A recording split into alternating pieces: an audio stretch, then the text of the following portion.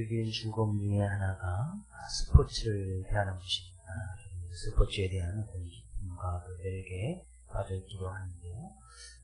더 지난주에도 월드컵 2차 예선 한국과 중국의 축구 경기에 있어서 그 우승한 모습을 보았습니다.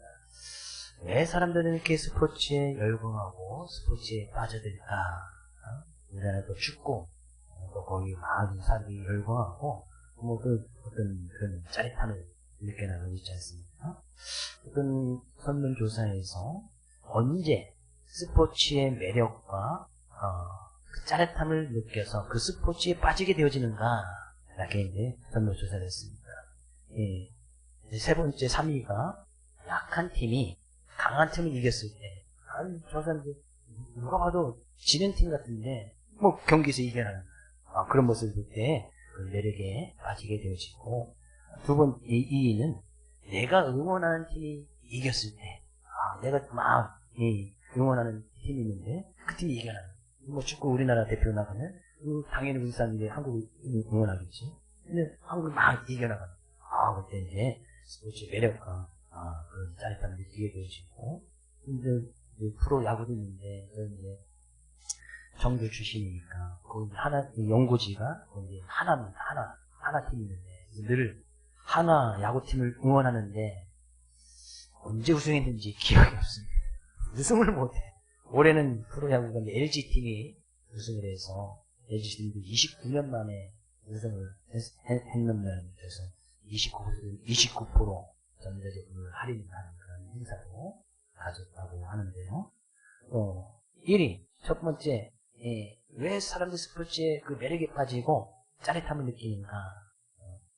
다 졌다고 생각했던 게임인데 마지막에 결승골을 넣어서 역전할 때 그때 가장 짜릿함을 느낀다고.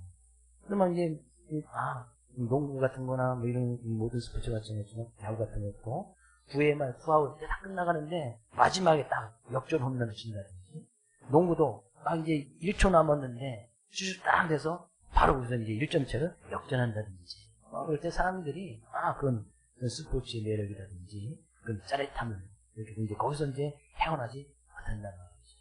가장 큰 기쁨은 바로 역전승, 반전이 일어날 때 가장 큰 기쁨을 누린다, 그런 얘기죠.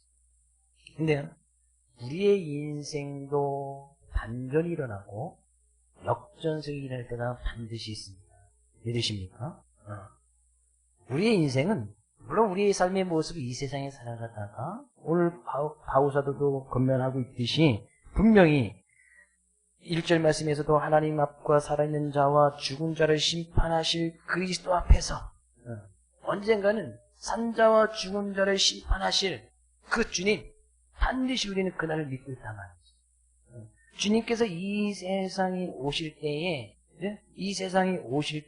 그때 살아있는 자는 산 모습 그대로, 죽어있던 자면 그 죽은 자의 모습 그대로 주님 앞에서 심판받을, 주님 앞에 설 날이 분명히 있다. 그때 참다운 승리자가 어떤 승리자인지를 분명히 이야기를 하고 있습니다.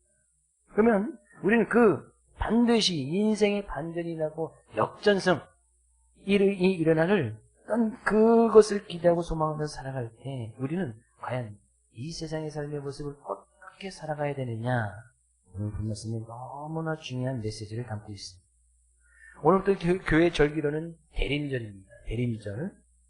대림절은 주님이 오심을 기다리는 그런 절기로서 이렇게 기다려 나가고, 그래서 성탄절을 맞으면서 주님이 또 다시 오실 것을 이제 성탄절 때 이제 대림절 끝나게 되는데, 그래도 주님 오심을 기다리는, 반드시 그 주님은 온다. 현재 디모데후서는 바울사도가 인생의 가장 말년에 썼던 영적인 아들던 디모데에게, 또 디모데가 속해 있는 교회에게 편지한 서신서라고 말씀을 드렸습니다. 이 디모데후서는 그래도 이제 바울이 이 사도행전에서 우리가 이어지면서 바울 서신을 몇 서신들을 살펴보고 있는데, 사도행전에서 로마 감옥에, 근데 그때 감옥은 주택 감금, 자유가 억제된 주택 감금의 상태에서 2년 정도 있다가 바울이 이제 풀려나고, 바울이 그토록 원했던 서바나 지역, 스페인 지역과 그 이제 그동안 1차, 2차, 3차 전쟁 때 다녔던 것을 쭉 되돌아보면서 다시 로마의 복음을 위해서 로마로 들어가게 됩니다. 그리고 그 로마에서 바울이 다시 잡히게 되어지고 그것은 이제 실제 감옥, 주택감금이 아닌 사도행전에서 나오는 그 감옥이 아니라 실제 감옥에 갇히게 되어지고 그 감옥 가운데서 썼던 서신서 중에 하나가 바로 이 디모데후서예요.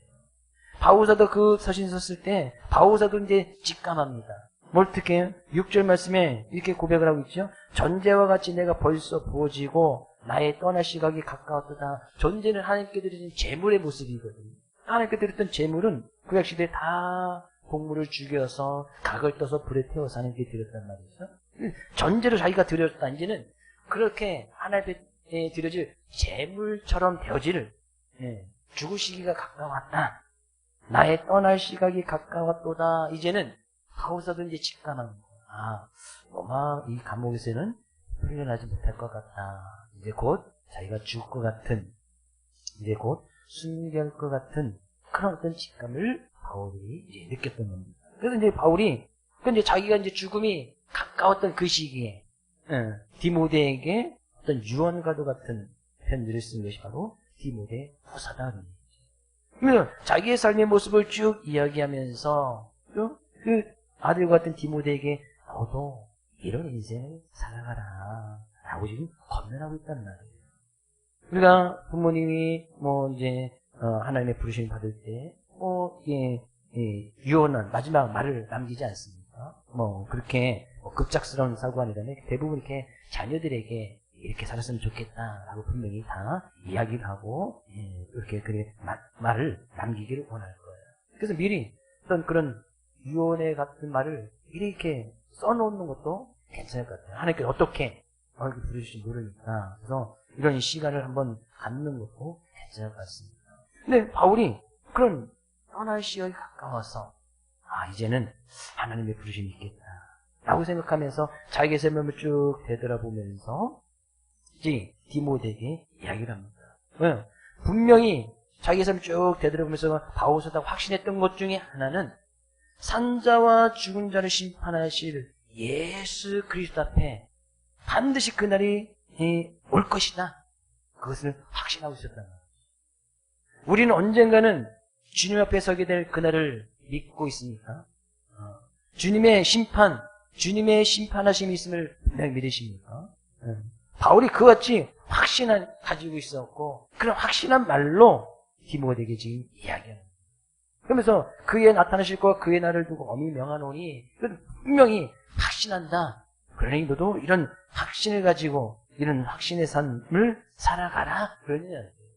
왜? 그날은 반드시 있을 것이니까 그 확신을 가지고 너도 이처럼 살아가라. 나도 이렇게 살아왔다. 근데 바울의 삶의 모습을 이야기하면서 자기의 삶의 모습을 이렇게 이야기를 합니다. 어떻게 해요? 7절 말씀.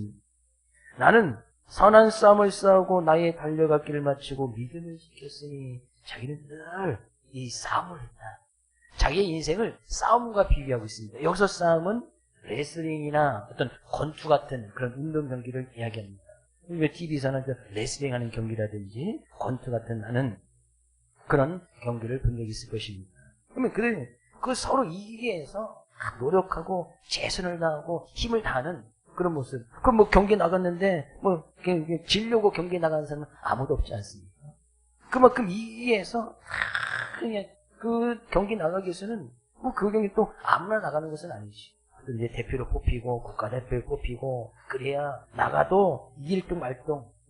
그러기 위해서 수많은 시간과 노력을 하고 거기 경기에 나가서는 또 집중하고 최선을 다하고 죽을 힘을 다해버린다.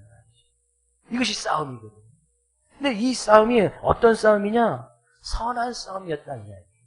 선한 싸움이라는 것은 그 선을 지키기 위해서 싸웠다는 거예요. 바울사도의 쭉 인생의 모습을 쭉 되돌아보면 바울사도는 외적으로 겉으로 누가 자기에게 욕한다고 해서 그 사람과 싸우지 않습니다. 누가 자기에게 돌을 던졌다고 해서 그들과 싸우기 위해서 자기도 돌을 던지지 않습니다. 누가 자기에게 감옥에 가뒀다고 해서 앙심을 품고 있다가 그 사람 또 감옥에 집어넣고 고소하고 고발하는 그런 싸움 하지 않습니다. 바울은 그것은 싸움도 아니었어요. 그런 싸움 절대 하지 않았습니다. 그가 싸웠던 싸움은 이 선한 싸움. 선한 싸움은 이 선이 무엇인지, 의가 무엇인지 그것을 지키기 위해서 늘 싸웠단 말이에요. 그렇다는 것은 바울사도 안에서도 이 싸움을 하고 있었는데 자기는 늘 선을 지키기를 힘써 나가고 있지만 여전히 자기 안에서 그 선을 행하지 못하도록 하는 바울사도 우리가 똑같은 성정을 가지고 있는 사람 아니겠어요? 늘 그 안에서 늘 이런 마음이 올랐단 말이에요. 좀 편하게, 그냥 좀 쉬고 싶고, 좀 안일하게. 바울사도 인생의 말년에 지금 사도행전에서 그의 인생이 끝나고 그 위에서 소신서가 없어도 우리는 바울사도의 인생을 정말 본받을 만한 믿음의 사도라고 분명히 인정할 겁니다. 근데 그 이후에도 바울사도는 또 도달하면서 선교지를 쭉 되돌아보고 다시 또 로마에 와서 복음을 증거하다가 또 거기서 로마 감옥에 갇힌 거예요. 바울사도는 늘 이 싸움을 하는 거예요. 좀 내려놓고 싶고 편하고 싶고 좀 이 바울의 또 이제 나이도 들고 육체적으로 질병이 있어서 좀 이제 그가 그 이후에 어디에 좀 이 섬에 같은 데 가서 노를 좀 편안하게 좀 보내었어도 바울사도를 욕할 사람은 아무도 없다. 근데 그런 것과 늘 싸웠단 말이에요. 자기는 그냥 이 주님이 앞에 부르실 그 시간이 점점 다가올수록 계속 이런 싸움이 일어났단 말이에요. 우리가 나이가 들고 힘이 없고 육체적인 질병이 있다면 누구나 다 좀 편하게 쉬고 싶은 그런 마음을 왜 안 갖겠습니까? 당연히 보겠지. 근데 바울은 나의 달려갈 길, 여기서 달려갈 길은 여기서 달려갈 길도 스포츠 경기 얘기할 때 마라톤과 같은 그런 경기의 모습을 이 원어적인 의미로 갖고 있습니다. 마라톤.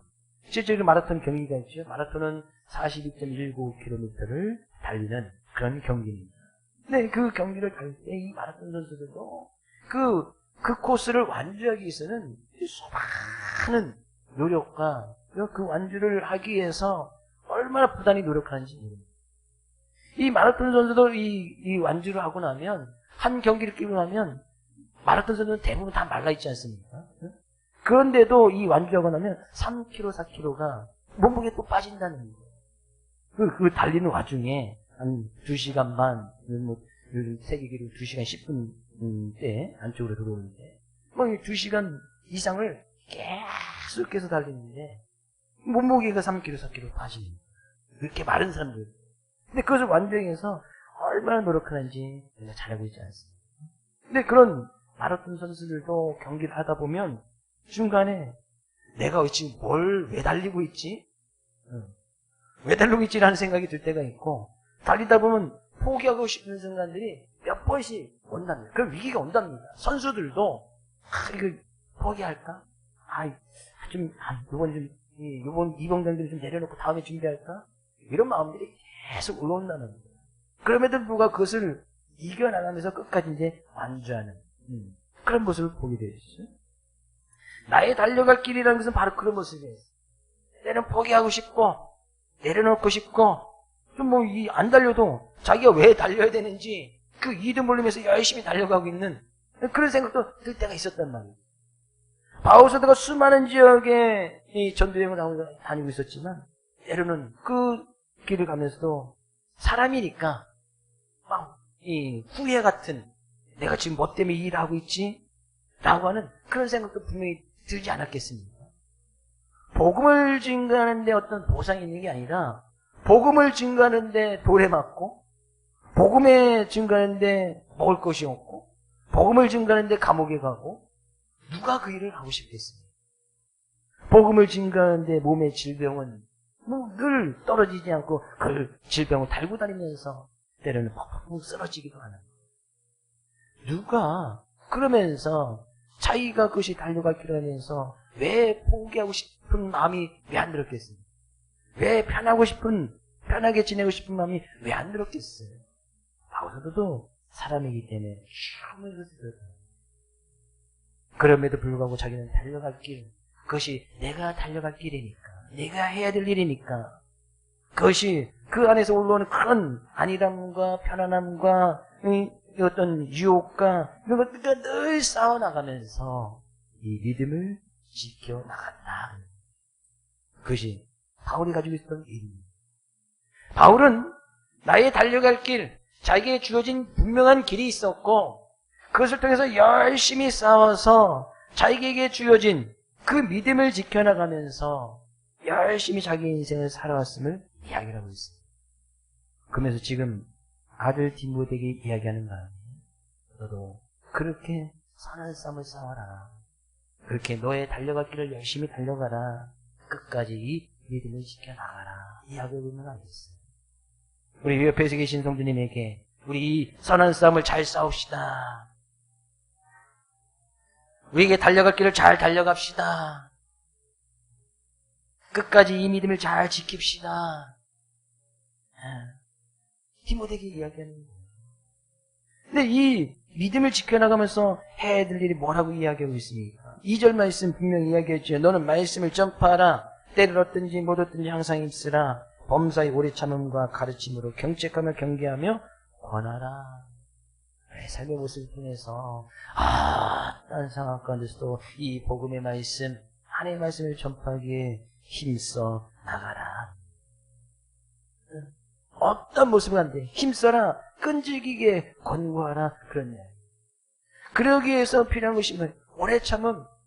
오래 참음이 있어요. 바울사대 살면서 얼마나 오래 참았습니까? 도래를 맞아도 참고, 감옥에 집어넣어도 참고, 때로는 배고픔에 처해서도 참고, 병들어도 참고, 사람들이 시기하고 욕해도 참고, 그런 인격적인 성숙의 모습이 있었고, 이 오래 참음은 가장 큰 오래 참음의 근원이 된 것이 바로 사랑의 모습 아니겠어요? 사랑은 뭐죠? 사랑은 오래 참고, 그런 사랑의 마음, 사랑의 어떤 큰 은사가 있었기 때문에 이 오래 참음으로 누가 욕을 해도, 돌을 던져도, 감옥에 집어넣어도 그 오래 참음으로 자기가 맡은 일을 잘 감당할 수 있었다는 거죠. 사랑이 없으면 결코 행할 수 없는 것입니다. 때로는 그래서 경책하기도 하고, 질책하기도 하고, 경계하기도 하고, 때로는 권면하여서 바로 자기가 맡겨진 일을 잘 감당했다는 거죠. 근데 우리는 그렇게 분명히 우리에게 주어진 분명한 길이 있습니다. 하나님께 우리를 부르시면 그 부르심에 합당한 분명한 삶의 모습이 있단 말이에요.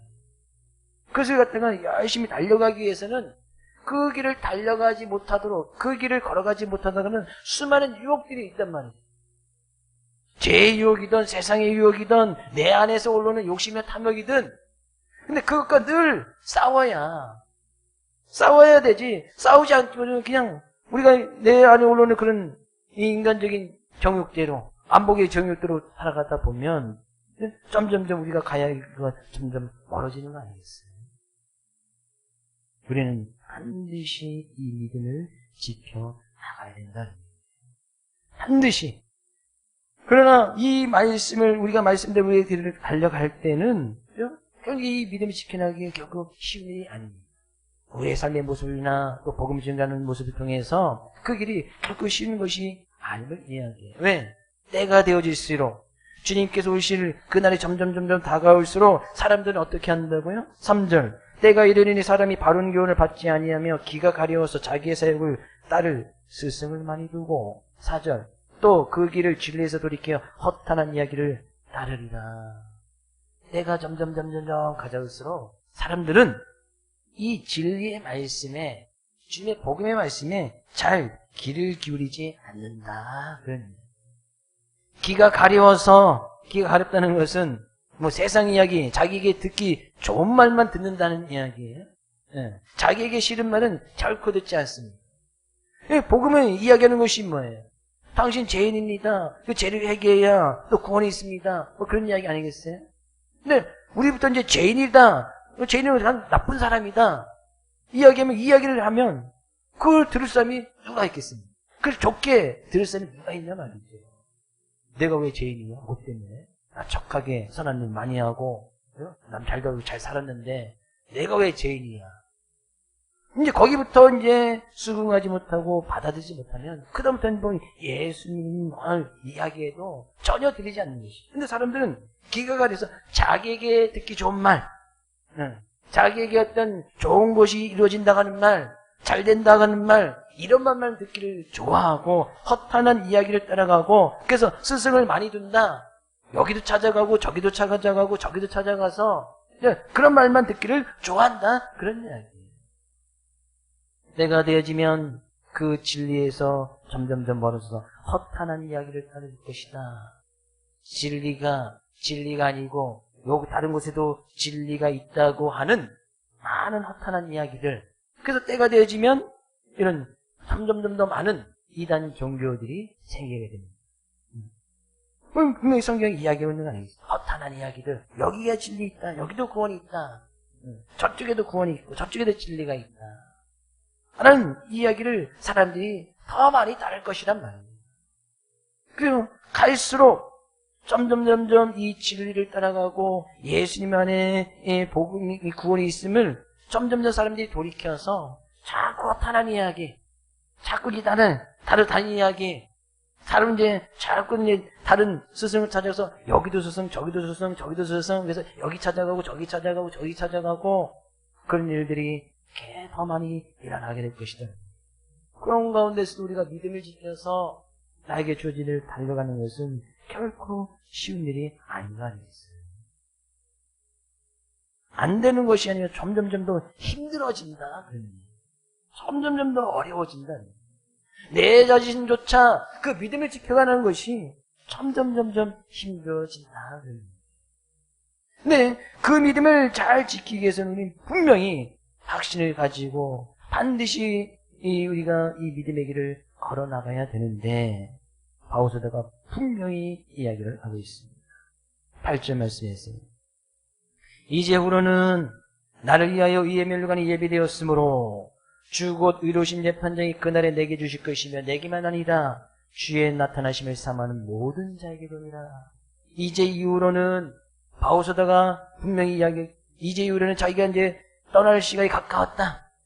떠난 그 이후에는 이 세상의 삶의 모습을 마치고 난 그 이후에는 자기를 위한 의의 멸류관이 준비되어 있음을 확신하고 있었다. 멸류관은 뭐예요? 승리한 자에게 씌워지는 것이 멸류관 아닙니까? 세상의 모든 스포츠 경기는 등수를 매깁니다. 1등, 2등, 3등. 그래서 금은동 색깔이 달려지게 돼요. 근데 주님께서는 우리가 주님 앞에 나갔을 때 등수를 매기지 않습니다. 그럼 먼저 들어온 사람이 1등이라면 지금 당장 가야지. 내가 1등 하려면 지금 가야지.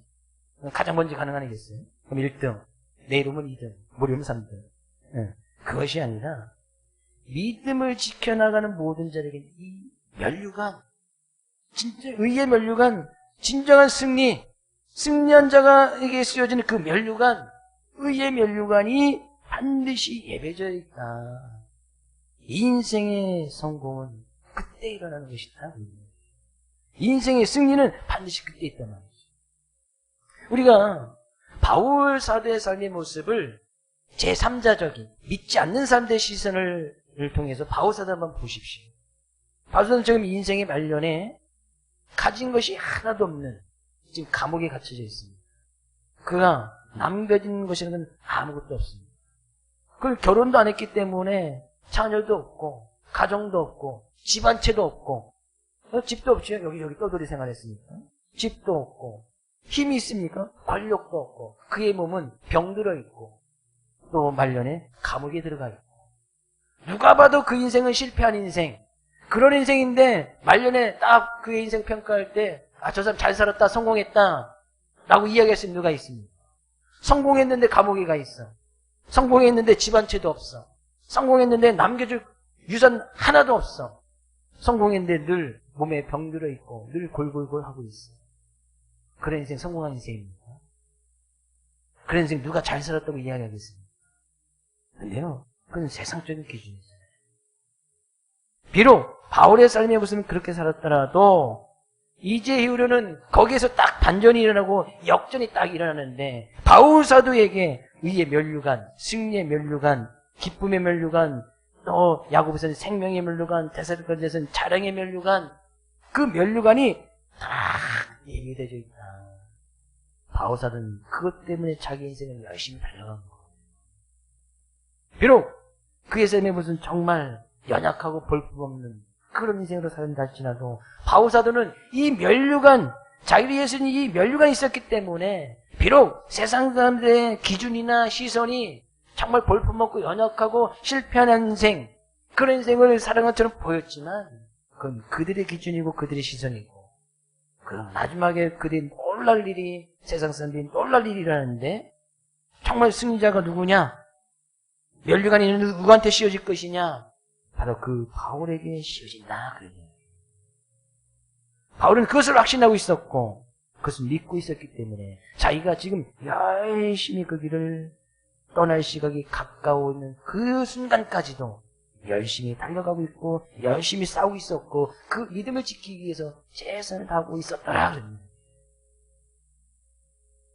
이 놀라운 반전의 이야기를 예수님께서도 이야기하시는 부분이 있는데, 누가복음 16장에 와서 보면 부자와 거지 나사로 이야기가 나오고 있습니다.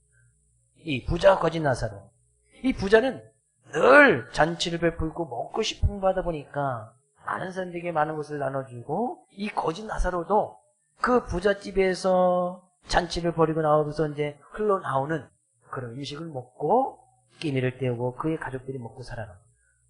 근데 이 거지 나사로도 죽었고 이 부자도 죽었습니다. 근데 거지 나사로는 하나님 나라 우편, 아브라함이 기다리고 있는 그 우편에 가서 딱 자리하고 있고, 부자는 죽었는데 저쪽 지옥에 가 있는 거예요. 그 누가복음 16장에 가서 보면 부자가 이 세상을 살면서 잘못한 것이 하나도 없어요. 뭘 잘못했습니까? 많은 것을 가져서 잔치를 베풀어서 많은 사람에게 나눠줬어. 심지어 이 거지들도 자기 집 앞에 와서 묵 있는 거지들에게도 그 음식을 뭐 제대된 음식을 줬는지 안 줬는지 모르겠지만 그 집에서 흘러나오는 음식을 통해서 그 거지들이 먹고 살았어. 거지 나라서들도 거기서 그 흘러나오는 음식을 통해서 그의 가족들이 먹고 살았단 말이에요. 어떻게 보면 뭐 자이든 타이든 간에 많은 사람들에게 잔치를 베풀어서 즐겁게 해주고 나눠주고 거지들도 먹여 살리는 그런 일을 했단 말이에요. 많은 것을 가졌고 잔치를 늘 베풀 수 있도록 많은 부를 누렸고, 누가 봐도 그 사람은 성공한 인생, 부자라고 기록하고 있으니까 성공한 인생을 살았단 말이죠. 누가 봐도 그 사람 잘 살았다고 이야기할 것 같아요. 근데 딱 죽음 이후에 반전이 일어났는데, 거지 나사로는 죽어서 하나님 우편에 아브라함이 다 품어져서 되는 그곳에 가 있었고, 부자는 죽어서 지옥에 가 있는 거예요. 나중엔 그를 잃었겠지만 부자가 딱 고개를 들어서 위를 보니까 늘 자기 집 앞에서 먹고 살았던 거지 나사로가 천국에 가 있는 거예요. 왜 자기는 지옥에 와 있고 왜 천국에 가 있는지, 자기는 그래도 잘 살아서 세상에서 성공해서 부를 누리고 많은 사람이 나눠주고 거지까지 먹여 살렸는데 그가 부자가 잘못한 것이 뭐가 있습니까? 아무것도 없잖아요. 차이는 딱 하나는 있어요. 그 믿음, 예수 그리스도에 대한 그 믿음이 있었느냐 없었느냐, 그 차이가 있어요. 거지 나사로는 거지처럼 살아가면서도 비록 가진 것이 없고 먹을 것이 부족한 그런 가운데서도 이 믿음을 지켜나가면서 거짓된 정말 볼품없는 그런 인생을 살아갔다. 결국에 세상 사람들 위해서 이 거지 같은 인생 살아가는 그 사람에게, 그 나사로에게 당신 성공했습니다, 잘 살았습니다, 누가 이야기했습니까? 근데 마지막 인생의 반전은, 이 멸류관을 받는 사람은 거지 나사로였다. 네. 그는 그 믿음을 지켜나가기에 거지 같은 인생을 택한 거예요. 바오사도의 그 인생 보십시오. 정말 거지 같은 인생 아니에요? 늘 누가 줘야지, 누가 선교해줘야지 먹고 살 수 있었고, 없으면 늘 가난 가운데 있었고, 배고픔에 쪄들 수밖에 없었고, 감옥에 가, 몸엔 병들어 있어, 가진 것은 하나도 없어, 집도 없어, 늘 떠들 생활. 이게 거지 아니에요? 떠들 생활했다는 거. 누가 그걸 보고 정말 잘 살았다고 이야기를 하겠어요? 근데 나중에 반전이 딱 일어나는 거 아니겠어요? 누가 저에게도 그런 거지 같은 삶을 살아가십시오, 그래서 그죠? 뭐 저도 뭐 가진 것은 없지만 그거 다 포기해주고 거지처럼 얻어먹어서 살아가십시오. 그래갖고 다 목사님 그거 다 내려놓고 다 버리고 다 이제 거지처럼 이렇게 살아가십시오 하면 쉽게, 그죠? 뭐 성도님 집에 가서 일주일씩 1년 일주일씩 살아가면 먹여주고 재워주시겠습니까? 일주일씩 딱 돌아가면 1년에 일주일씩만 재워주고 먹여주면 살 수 있을 것 같은데. 한 가정씩. 갈까요? 재워주시겠습니까? 저 혼자 가면 가지. 부인 데려가야 되지. 딸 데려가야지. 일주일씩. 괜찮으시겠어요? 그죠? 그렇게 살아가십시오. 하면 못 살아가시죠. 어떻게 살겠습니까? 저도 안 될 것 같아요. 차라리 저를 데려가십시오. 차라리 오늘 그냥 주님 품에 가겠습니다. 그러지.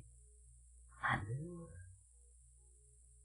그러나 이 바울은 그 믿음을 지키기 위해서 그냥 그 정말 볼품없는 거지 같은 인생을 택하면서 그 길을 쭉 걸어가는 거예요. 근데 거기에 마지막 반전이 일어나는 거 아니겠어요? 인생 역전승이 딱 일어나는 거 아니겠어요? 우리의 삶 가운데서 반드시 이 인생의 역전승은 반드시 옵니다. 믿으십니까? 주님 앞에서는 그날이 반드시 오게 됩니다. 그때는 면류관이 누구한테 씌워지느냐? 그 면류관을 받는 사람이 승자 아니겠어요? 그 면류관을 씌움 받은 그 사람이 진정한 승자, 이기는 자 아니겠습니까? 우리는 그것을 면류관을 바라보고 분명히 우리 위해서 예비해 주신 그 면류관이 있기 때문에 우리는 그것을 위해서 열심히 달려가는 거 아니겠어요? 비록 연약하고 부족하고 가진 것이 없고 남겨진 것이 없는 세상 사람들의 기준에서는 성공한 것 같지 않고 실패하는 인생, 그런 인생 같지만 결국에 반드시 승리의 면류관이 누구한테 씌워지는지 바울사도는 확신하고 있었고, 그 바울사도가 이야기하는 것이 뭐예요? 주의 나타나심을 사모하는 모든 자, 주님께서 반드시 나타나심을 사모하는 자, 그 주님이 다시 이 세상에 재림할 것을 믿는 자들에게 동일한 면류관이 있을 것이라고 분명히 이야기하고 있지 않습니까? 주님이 다시 이 세상에 오실 것을 믿으시는 분 하면, 예수님이 그리스도이심을 믿으시는 분 하면, 그런 데에 반드시 면류관이 있다. 그러면 우리는 지금 힘들어도, 연약해도, 부족해도, 좀 가진 것이 좀 없으면, 세상 사람들의 기준은 그 사람들의 기준이고, 하나님의 기준은 전혀 다르니까. 세상 사람들의 시선은 거지 같고 볼품없어도 그건 세상 사람들의 시선이고, 그러나 세상 사람의 기준과 시선이 그렇게 너무 우리는 그 기준과 시선을 의식할 필요가 없습니다. 그게 우리에게 믿는 사람들이 그렇게 민감하지 않단 말이죠. 조금 없어도 부족해도 어떻게 보면 세상 사람들의 시선이 두려운 것이 아니라 내가 보여지는 그것이 나의 시선 아니겠어요? 그것이 싫으니까 거지 같은 인생, 뭐 누더기 같은 옷, 그죠? 그런 것이 싫은 나의 시선이지 세상 사람의 시선은 별로 그렇게 관심이 없어요. 내 자존심 문제고 나의 시선이지. 그렇기 때문에 우리가 올바른 이 바울사도도 그래서 이 싸움을 한다고 이야기하는 게 아니겠어요? 바울사도도 뭐 잘 있고 잘 편하고 좋은 집 이런 데서 살고 싶은 그런 마음이 왜 없었겠느냐 이런 얘기. 그래서 자기는 늘 그것을 위해서 싸운 거예요.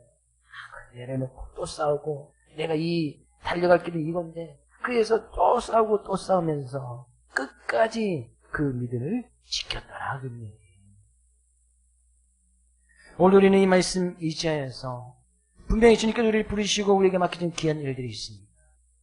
그 길, 그 맡겨진 길, 그 달려갈 길, 정말 인생의 마라톤과 같은 그 길을 잘 달려갈 수 있기를 주의 이름으로 축복을 드립니다.